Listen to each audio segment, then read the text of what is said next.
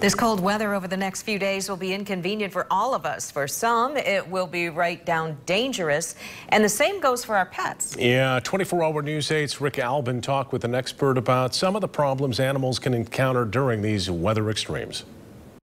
To find out what some of those problems might be, we've come here to the Cascade Hospital for Animals. And Dr. Richard Siegel, thank you for talking with us today. You see this a lot, no doubt, this time of year. If it's brutally cold outside for us, it's also brutally cold outside for animals. What are some of the risks that we run?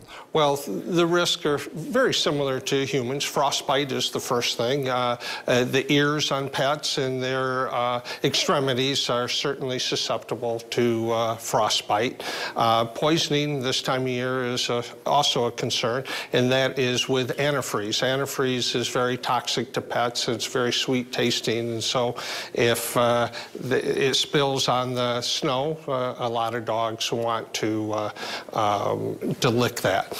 Also, salt can be corrosive, so at this time of year, if you're walking your pet in the neighborhood and there's a lot of salt on the sidewalks, I would recommend wiping the paws off. The other thing you think about is a lot of times folks want to go outside and take a walk in the snow or maybe go sledding, and a lot of families like to take the family pet with them, but prolonged exposure outside, just like it is rough on us, it's rough on pets. So if a pet's not used to being out in this cold, at least certain breeds probably shouldn't be. Yes, you know, the shorter hair coat breeds are going to be more susceptible to hypothermia.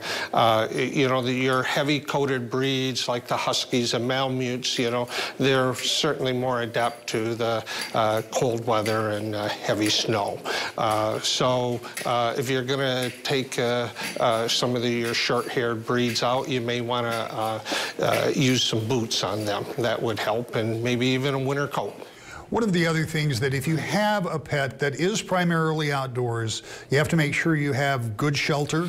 Good shelter, and I recommend not too big because their body temperature will help keep them warm. And even on the entrance, if you take like a piece of old carpeting and split it up the middle, that will help keep their body temperature or the warmth in the insulation in the confinement. And of course, it should go without saying, but it is extremely important this time of the year to make sure your pets have a fresh water supply, that their bowls don't freeze over. Absolutely. And most importantly, check on them every day to make sure they're okay.